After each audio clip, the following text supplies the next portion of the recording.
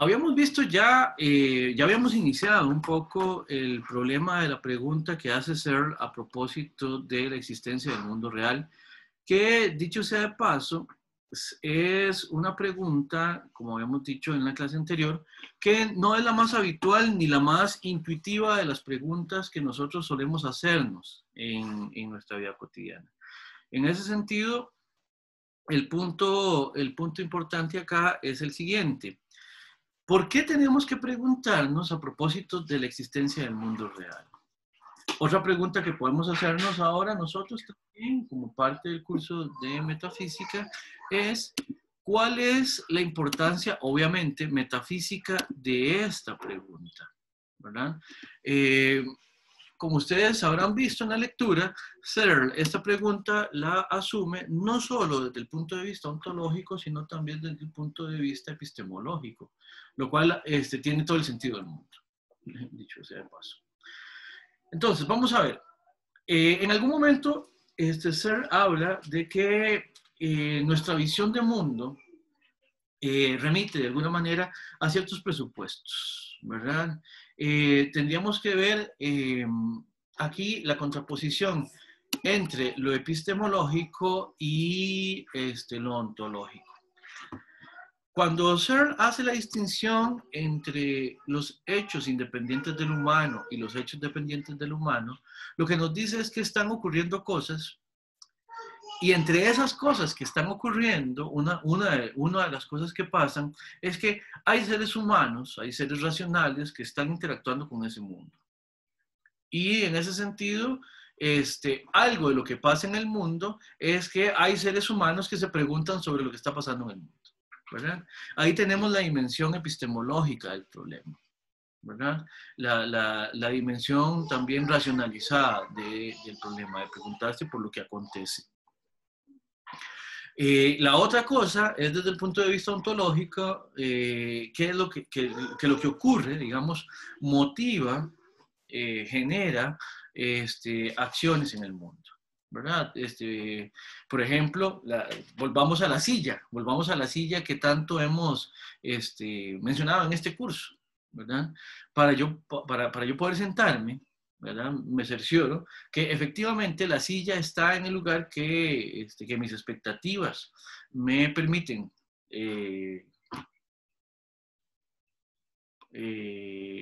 programar, por así decirlo, que mis expectativas me permiten generar como acción, de modo que yo, para sentarme, primero pues tomo la silla, la coloco donde yo más o menos siento que va a ser cómodo para mí estar en este momento dando la clase y todo esto, ¿verdad? Y me siento sobre ella.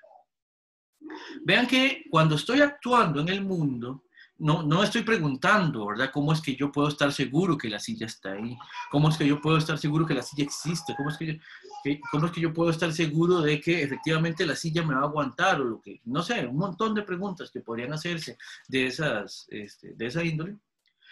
Cuando yo estoy haciendo eso, yo estoy simplemente moviéndome, por así decirlo, en el plano meramente ontológico, en el plano meramente de cómo es que operan las cosas que están ahí dispuestas en el mundo, que están ahí dispuestas en eso que llamamos realidad, ¿verdad?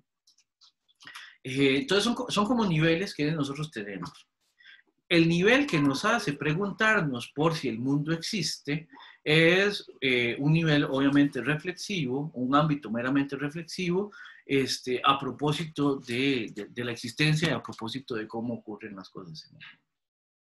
El punto es, uno puede desarrollarse en el mundo, uno puede vivir en el mundo, uno puede pasar completamente su vida en el mundo sin nunca tan siquiera estar cerca de la pregunta a propósito de si el mundo existe. Es más, uno puede pasar por el mundo, uno puede funcionar en el mundo, uno puede vivir y terminar de vivir y todo lo que ustedes quieran, sin jamás preguntarse, por ejemplo, si uno mismo existe, ¿verdad? Entonces, el punto es, desde el punto de vista ontológico para Searle es un hecho de que existen cosas y esas cosas las podemos conocer. Y sobre esas cosas podemos influir, podemos actuar, ¿verdad? Entonces, cuando hacemos la pregunta sobre la existencia del mundo real, entonces lo que hacemos es que disparamos, por ejemplo, por decirlo así, detonamos una acción que apunta en varios sentidos. Eso es lo que quería retomar como parte del repaso. No sé si sobre esto tendrán alguna pregunta o algún comentario. Algo de la clase pasada, de la parte de SER que quisiera que retomemos. Si no... David, ¿podrías repetir esa idea de la última idea de cuando hacemos la pregunta sobre el mundo real? Ajá. Esa frase, perdón. ¿Qué fue lo que dijiste? Es que no, se me cortó ahí, no pude escuchar.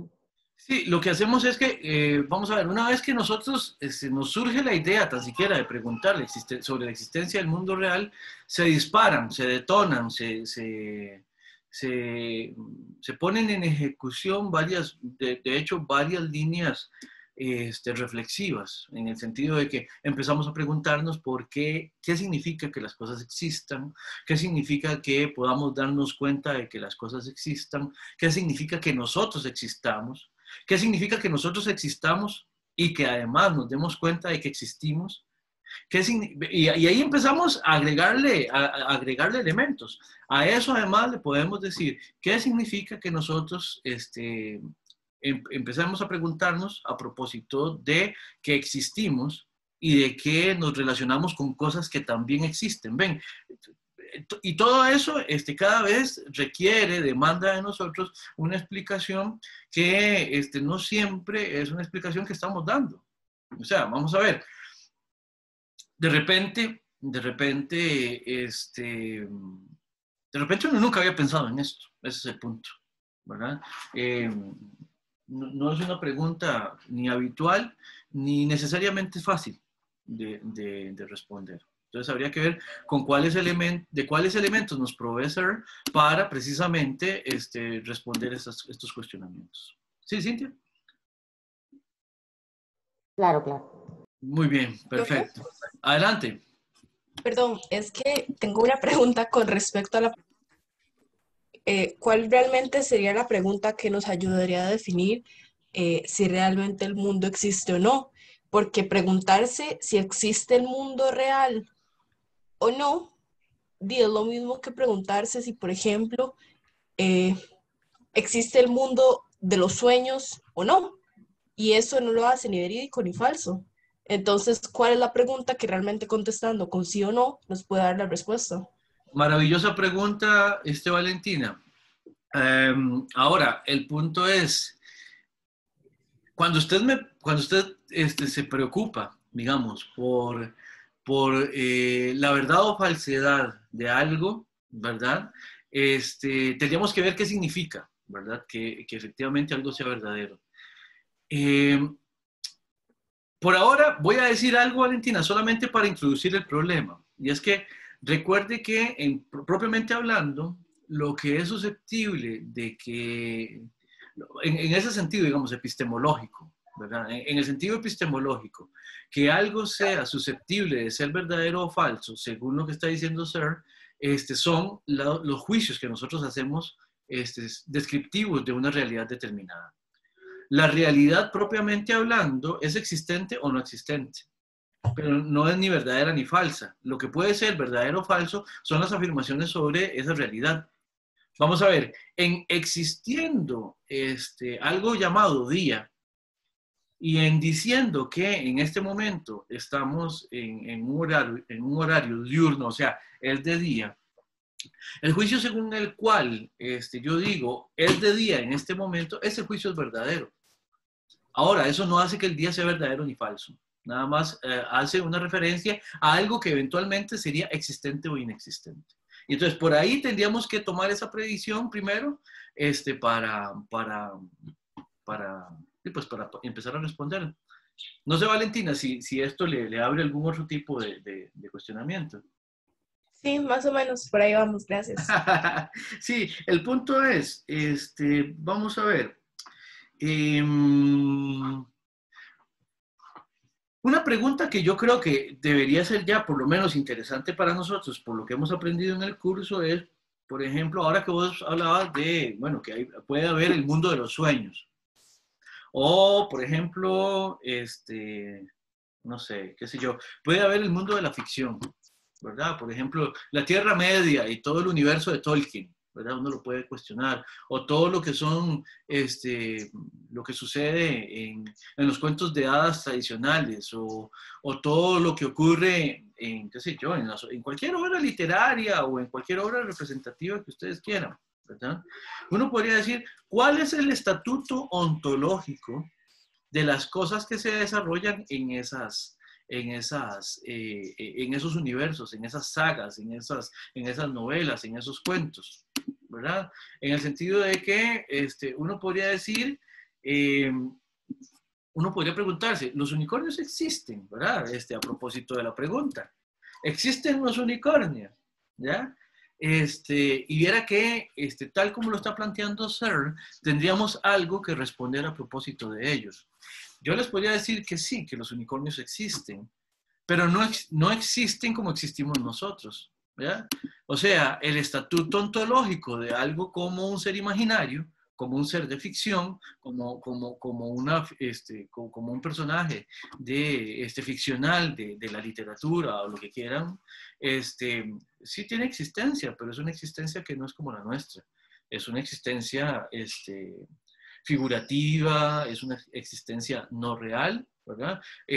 A lo más que llega es a ser una creación, digamos, del ingenio humano, ¿verdad? Y esas cosas tienen existencia, sí tienen existencia, pero no en la concreción en la que nosotros existimos, sino en otro tipo de forma de ser, en otro tipo de forma de existir. Entonces, ahora sí, Valentina, para retomar esto en relación con la pregunta que usted hacía, lo que queremos ver es a qué remiten nuestras afirmaciones sobre el mundo y en función de eso, pues entonces tratar de entender qué significa existir en la realidad y qué significa que el mundo existe en la realidad. Por ahí iríamos tratando de explicar esto. Gracias. Con mucho gusto, con mucho gusto. Vean que incluso, volviendo al ejemplo que le acabo de dar a Valentina, en la clase pasada habíamos mencionado a Rocinante como el caballo que es de Don Quijote. El punto es si yo les dijera, yo creo que yo a ustedes en algún momento les había dicho que este ejemplo, si yo les dijera a ustedes que un unicornio es un caballo con alas, ¿verdad? O si yo les dijera a ustedes que, no sé, que Penélope, la esposa de Odiseo, era una mujer con cabello de serpientes, a la cual si se la quedaban viendo fijamente a los ojos, quien la viera fijamente a los ojos se convertía en piedra, ustedes me dirían, no, profe, está equivocado. No, Sanchito se equivocó.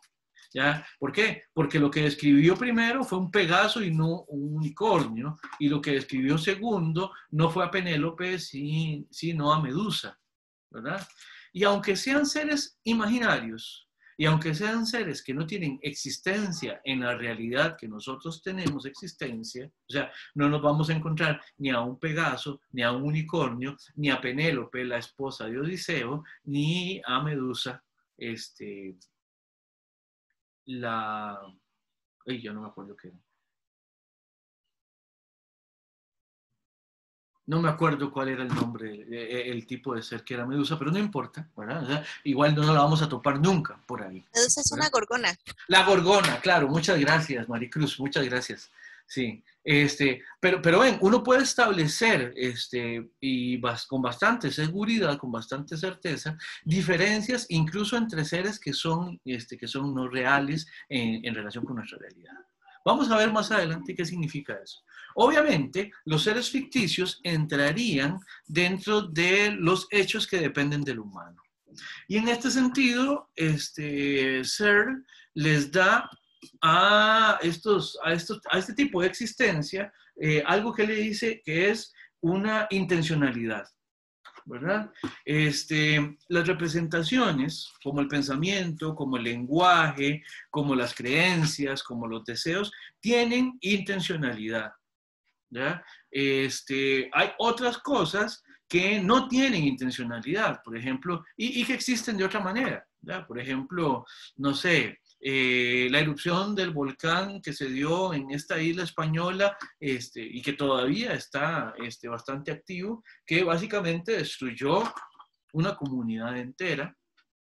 Eso es un hecho que no depende de los seres humanos. Es más, ojalá hubiera podido depender en algo de los seres humanos, porque entonces simplemente con la voluntad de los seres humanos se habría detenido esa erupción. Pero eso no es así. Es algo independiente de los humanos, ¿verdad? Se da independientemente de que los humanos lo deseen, de que los humanos quieran evitarlo, ¿no? Simplemente sigue pasando. Esos otros hechos del mundo no tienen intencionalidad y no derivan entonces de una intencionalidad que los genere, ¿verdad? Ahí Searle hace alguna distinción entre la intencionalidad intrínseca y la derivada, pero no me interesa mucho meterme en eso, ¿verdad? Ahora, el punto es, ¿cómo es que entonces lo que nos representamos sirve para referirnos a una especie de realidad, a un entorno que se llama realidad, ¿verdad? Vamos a ver que nuestras representaciones, de alguna manera, se van a relacionar con cómo realmente es el mundo. Valentina, ahí hay una relación entonces entre nuestras afirmaciones del mundo y cómo el mundo es. Entonces, vamos a ver. Es importante que para Searle, es importante decir algo, que nosotros partimos del hecho de que existe un mundo independientemente de nuestras representaciones. Y eso es lo que él va a definir como realismo externo, ¿verdad? Vamos a hablar de 6 afirmaciones importantes que hace Searle, ¿verdad? Hay un mundo que existe independientemente de nuestras representaciones del mundo, ¿verdad? O sea, ¿qué quiere decir que algo sea real? Que algo sea real significa que es algo que existe. De hecho, les cuento, la palabra realismo viene de la palabra latina res, rei, que significa cosa. Cuando uno dice, cuando una teoría es realista, cuando sostiene que existen cosas efectivamente, ¿verdad? O por lo menos que su propuesta explicativa va a lidiar de manera predominante, le va a dar mayor jerarquía o le va a dar mayor importancia a la explicación a propósito de la existencia efectiva de cosas, ¿verdad? Hay un realismo cuando hablamos de que efectivamente hay cosas que están sucediendo. ¿Ya? Por eso es que a Searle le parece importante dejar claro de que hay hechos en el mundo. Ahora, este realismo que sea externo, ¿qué significa? ¿Verdad? Significa que ontológicamente aquí de lo que estamos hablando primordialmente es de esas cosas con las que nosotros nos topamos, que no son nosotros. Vamos a ver, aquí remito de nuevo un poco a lo que decía Kant a propósito del sentido externo. El sentido externo es ese sentido que nosotros tenemos y desarrollamos a propósito de tener enfrente cosas que se comportan de una determinada manera, cualquiera que ésta sea. Lo externo quiere decir en ser entonces ese situarnos ante las cosas. Podríamos decirlo de alguna manera, nosotros nos topamos las cosas, ¿verdad? Es algo con lo que lidiamos, con lo que nos relacionamos de fuera de nosotros, ¿verdad? Y además es real. Vamos a ver, pensémoslo así.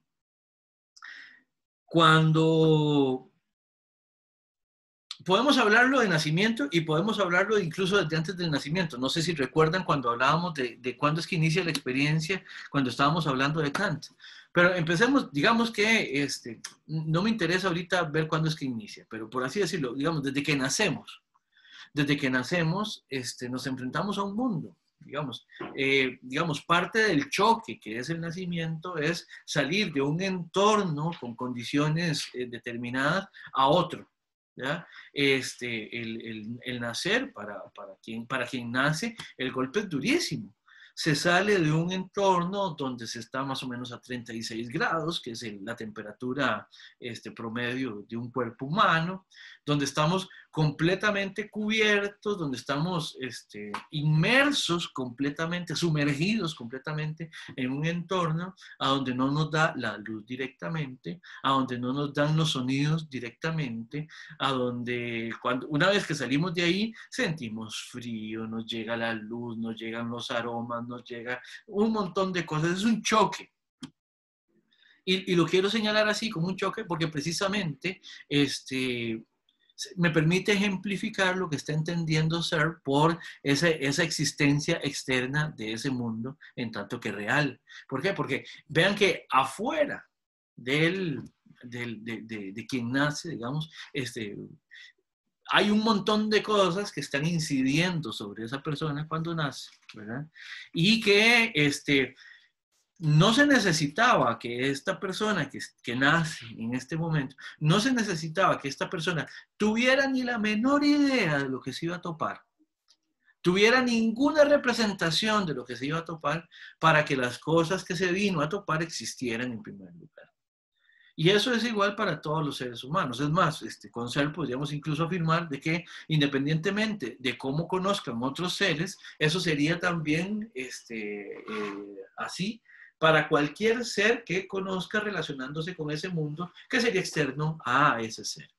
Entonces, el primer punto importante es que el mundo existe en independencia de que lo conozcamos, ¿verdad? ¿Qué pasa si no lo conocemos? Nada. Lo que existe, existe, ya sea que lo conozcamos o no. ¿Qué pasa cuando lo conocemos?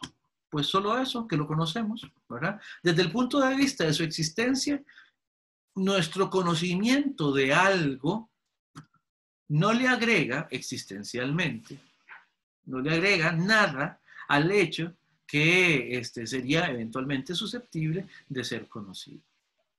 ¿Se entiende? ¿Alguna pregunta con este primer punto? Yo solo quería hacer un comentario, Adelante. como por ejemplificar, nada más. Esto sería parecido entonces como la pregunta esta de si cae un árbol en el bosque y no hay nadie que lo escuche, hace ruido. Entonces él diría que sí, porque la existencia, pues, o sea, las cosas que existen, existen independientemente de que alguien interactúe con ellas. Muy bien. Sí, claro, Larsen, esa sería una pregunta. Ese es un koan, eso es un koan, un koan zen, ¿verdad? Sí, tienes razón. Nada más ahí, Larsen, yo haría una salvedad de que habría que ver qué significa ruido. Habría que ver si ruido y sonido son exactamente lo mismo. Los fenómenos sónicos, digamos, o sea, los fenómenos que emiten ondas que un aparato auditivo podría reconocer como sonido o como ruido, digamos, esos fenómenos existen, empezando por ahí. Si un árbol cae en el medio de un bosque, en el medio de la nada, ¿verdad? Va a generar fenómenos. Hay hechos en el mundo. Cuando los árboles caen, efectivamente hacen ruido.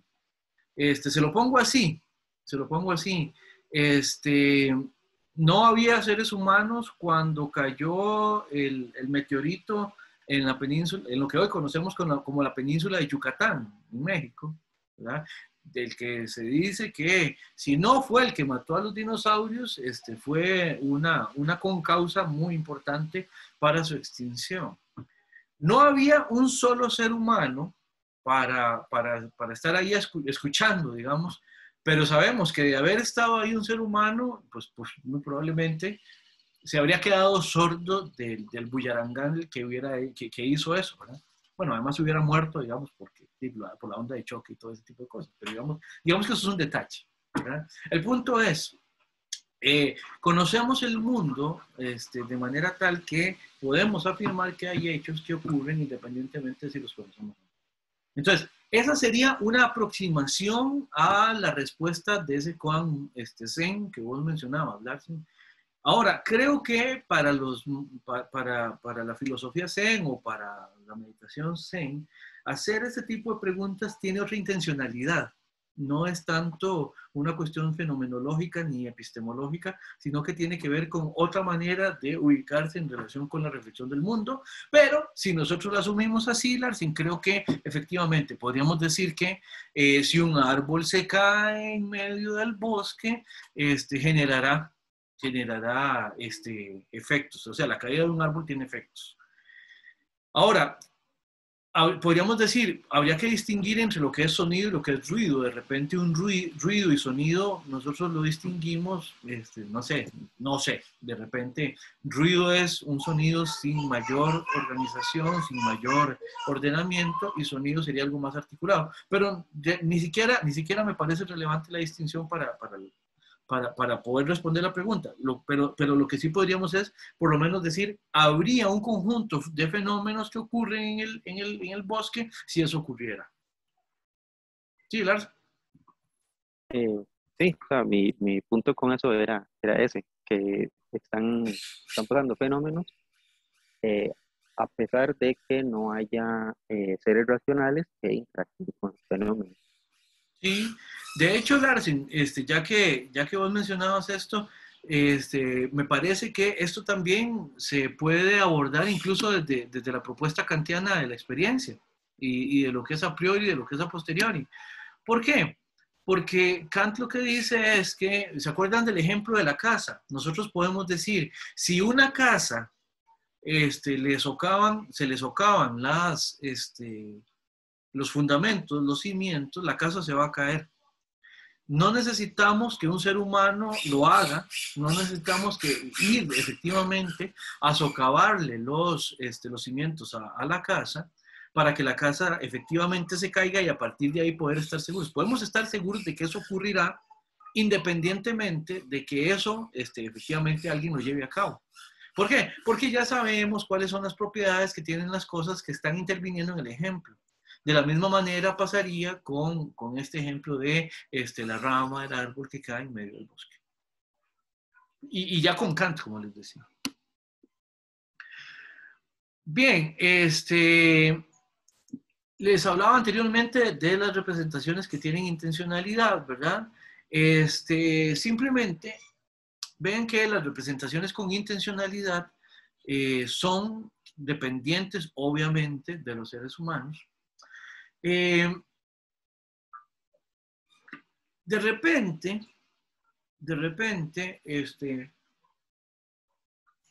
Searle no lo toca, pero de repente habría que ver si podemos hablar de intencionalidad en animales no humanos. Yo podría, digamos, yo opinaría que sí, ¿verdad? Aunque cuando no es parte de lo que está tratando de resolver aquí Searle, ¿verdad? Pero el punto es, vean que esto todo va como articulándose, por así decirlo. En el primer punto, lo que Searle está tratando de dejar claro es efectivamente que hay una existencia que se da en hechos en el mundo. En el punto segundo es que hay representaciones sobre ese mundo. Después, eventualmente, como vean que ya que Searle en el primer punto dice que el mundo existe independientemente de nuestras representaciones, entonces realmente la intencionalidad y el rigor, digamos, de las representaciones que tenemos del mundo no le hacen absolutamente ninguna mella a el hecho descrito en la primera parte, en este primer punto. No le hace mella absolutamente para nada al hecho de que efectivamente hay la existencia de hechos. O sea, lo conozcamos o no lo conozcamos, hay cosas que suceden, ¿ya? Como les decía a ustedes, Hoy en día, de esto, aun cuando es teórico, es hipotético, el hablar de la relación que hubo entre la caída del asteroide en Yucatán y la extinción de los dinosaurios, es para nosotros un hecho que efectivamente ahí cayó algo. Ahí cayó esa cosa. Y dadas las características que tiene, dadas el comportamiento que tienen las cosas, tal como nosotros las conocemos, es que podemos más o menos describir y tener una noción, una idea de qué fue lo que pasó cuando cayó el asteroide. ¿Verdad? Y de eso hay muchas representaciones. Hay muchas cosas. Y estaban pasando cosas ahí, sí. Y había seres humanos, ¿no? ¿Ya? Es más, empezaron a pasar cosas muchísimo tiempo antes de que tan siquiera hubiera vida en la Tierra. Muchísimo antes de que existiera, digamos, nuestro planeta, estaban pasando cosas en el universo. Entonces, a esos hechos, digámosle así, duros, entre comillas, es a los que se está refiriendo CERN. En el segundo punto ya se tiene que ver más bien con nuestras representaciones sobre el mundo, ¿verdad? Ahora sí, de nuevo, vuelvo a lo que explicaba ahora, tratando de responderle a Valentina. Las representaciones de la realidad pueden ser verdaderas, y lo son cuando se corresponden con los hechos de la realidad, ¿verdad?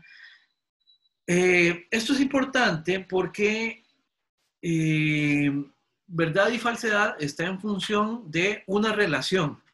No en función de las cosas, sino en función de la relación que hay entre una cosa o las cosas y lo que nosotros decimos que las cosas son o lo que nosotros decimos a propósito de cómo las cosas se comportan. ¿Ya? Entonces, el punto es, ¿existe el mundo real? Bueno, la respuesta es sí. La respuesta es sí. Existe algo ahí que genera para nosotros algún tipo de representación. Ahora, Valentina, vuelvo a tu pregunta. Vos lo que preguntabas es si no está en el mismo nivel la pregunta sobre si existe el mundo real y la pregunta por si existe, por ejemplo, el mundo de los sueños o el mundo de la fantasía. Bueno, el punto es que, dada el tipo de existencia que está señalando CERN, lo que está preguntando él a propósito de la existencia del mundo real remite a un tipo de existencia que sería independiente del humano. Y el mundo de los sueños y el mundo de la fantasía, o los mundos de los sueños y de la fantasía, son evidentemente tipos de existencia que dependería, o sea, tipos de hechos, tipos de relatos, tipos de circunstancias que ocurren solamente en dependencia de los seres humanos. Si no hubiera habido nunca seres humanos, no existiría el Quijote de la Mancha. No existiría tampoco la filosofía, no existiría el arte, no existiría nada de todo esto que es como hecho del mundo depende de los seres humanos. Entonces, Valentina, no sé si con esto aporta un poquito más a lo que traté de responderte anteriormente. Es que no es solamente esa la pregunta, es que, por ejemplo, en sí, ¿qué quiere decir si existe el mundo real? O sea, por ejemplo, si nosotros nos planteáramos esto, o sea, si realmente esto, por ejemplo, fuera un sueño y todos Sí. estuviéramos como soñando al mismo tiempo, plantearse la pregunta traería exactamente las mismas consecuencias y posiblemente llegaríamos a la misma respuesta. Y la respuesta perfectamente, digamos que podría ser incorrecta en el sentido de que no es el mundo real como lo queremos interpretar, sino que simplemente es un sueño colectivo, digamos. Sí, ahora. Entonces, ¿cuál sería realmente como la pregunta? Porque esa pregunta, como está planteada así, no siento que realmente conteste o realmente vaya al punto al que quiere llegar. El punto es vamos a ver, y te devuelvo un poco la pregunta. Si esto es un sueño colectivo, ¿quién sueña? ¿O quiénes sueñan? Y se supone que todos al mismo tiempo, ¿no? Exactamente. Entonces el punto es, independientemente de si lo que nosotros estamos soñando, o sea, imagínate nada más, o sea, todo lo que estamos, incluso tu pregunta sería parte del sueño. Esta clase sería parte del sueño. Imagínate qué pesadilla, ¿no? Pero todo esto sería parte de un sueño. Perfecto, no hay problema. Admitámoslo, no hay ningún problema. digamos que como parte del sueño, nosotros no estamos en capacidad de saber quién lo está soñando. Por ejemplo, puede ser que exista solo en el sueño. Yo soy solamente parte del sueño de algo o alguien que me está soñando como existente, algo que me está soñando con las características que tengo. Alguien está soñando que yo estoy explicando algo en este momento, o algo está soñando que yo estoy explicando. El punto es, aun cuando yo no pudiera saber cuál sería el origen de ese sueño del cual yo soy parte, a menos que supongamos que los sueños puedan existir en sí mismos sin mayor cosa, o sea, sin una mente que los sueñe, y aún así, ahorita vamos a ver qué, a menos de que digamos que los sueños puedan existir en independencia de una mente que los piense o que los sueñe, tendríamos que recurrir a decir que hay algo o alguien o algos o alguienes, por decir algo de alguna manera, que estarían soñando. Eso sería lo que existe, eso sería el mundo real. El sueño sería solamente algo que, desde el punto de vista de su existencia, depende de la existencia de algo anterior. Eso anterior es lo que existiría realmente. ¿Qué sería el mundo real? Ese que existe. Bueno, pues sería el mundo, eso que soporta la posibilidad de ser sueños. Si no hubiera algo que soportara el sueño, si no hubiera un ente soñador o entes soñadores que soñaran el sueño y el sueño se diera en sí mismo, pues entonces lo que existe, la realidad, sería constituida del sueño en sí mismo. Y por lo tanto existiría algo, existiría un mundo, en este caso, ensoñado. Ahora, la diferencia es que nosotros sí hacemos una distinción entre el sueño, la vigilia, ya digamos que podemos hacerlo, y entre el sueño y lo figurado. Pero la respuesta a la pregunta de si existe el mundo real seguiría siendo afirmativa. Independientemente de si es el mundo que nosotros conocemos como real o si no lo es. ¿Se entiende, Valentina? Sí, sí se entiende. Entonces, es muy volado, pero sí se entiende. Sí, o sea, el punto es que, ¿es muy qué, perdón? Está muy volado, digamos. O sea, está demasiado complejo, o sea, no está como fácil de digerir. El punto es, ¿sabes lo que dice? Yo no me comprometo con decirles que el mundo que hemos dicho que existe ese sea. Yo lo que me comprometo es que, con decirles es que efectivamente algo existe. El punto es, existe el mundo. Para hacerlo existe. El realismo externo lo que dice es que existe algo real. Se los pongo así. Esto es en última instancia, lo que le estaba pasando a los contemporáneos de Copérnico, cuando Copérnico dijo, no, vean, no es cierto que la Tierra esté en el centro. Vean, no es cierto que lo que se mueve alrededor de la Tierra son los otros planetas y el Sol y la Luna. No, nosotros nos estamos moviendo alrededor del Sol. La Luna se mueve alrededor de nosotros, pero estamos nosotros girando y los otros planetas giramos alrededor del Sol. La gente decía, pero esa no es la manera en que nosotros nos hemos explicado el mundo generalmente. Bueno, pues es otra manera de ver el mundo, pero bueno, es que así es como lo podemos explicar de mejor manera. Desde el punto de vista del realismo externo, el punto es existe algo que opera de una determinada manera. Que nuestras explicaciones sean limitadas para explicar eso que existe, eso es absolutamente indiferente para su existencia. Nosotros podríamos no explicarlo del todo y seguir existiendo. Ya, por ejemplo, lo que pasó con los diferentes tipos de homínidos. Qué sé yo, yo no sé qué tipo de representaciones tenían, qué sé yo, vea que el Homo habilis, por ejemplo, que es quienes existían en esta fase cuando empezamos a generar herramientas, muy probablemente no podrían hacer una explicación sistemática, teórica del mundo, digamos. no en el sentido, digamos, que hoy podríamos llamarle a una teoría, no sé, a una exposición, no podrían dar conferencias, digamos, sobre cómo es el mundo y todo esto. Pero sí, por ejemplo, sabían que había un funcionamiento de las cosas que les permitió incluso, y por eso se llaman Homo habilis, les permitió generar herramientas. Generar herramientas lo que quiere decir es que se sabe que uno puede incidir de alguna determinada manera, premeditadamente además, en relación con las cosas. ¿Ya? Y ¿sabes lo que diría es? Ya solo con esa actitud del Homo habilis, podríamos decir, ven, hay un realismo ahí. Hay algo que existe realmente. Hay un mundo real. Si no, los Homo habilis no habrían hecho herramientas. Punto. Entonces sí, sigue siendo volado, es muy abstracto, Valentina, pero es una pregunta que, según Searle, se responde siempre afirmativamente. ¿Existe el mundo real? Sí, existe. ¿Sabemos completamente cómo es? Eso es otra pregunta. No por afirmar su existencia podemos decir que agotamos la posibilidad o la necesidad explicativa que tenemos sobre él.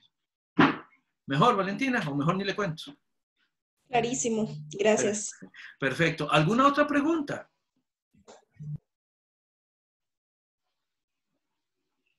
No hay más preguntas o comentarios.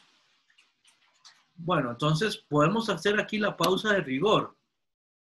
Nos veríamos en 10 minutos a partir de ahora.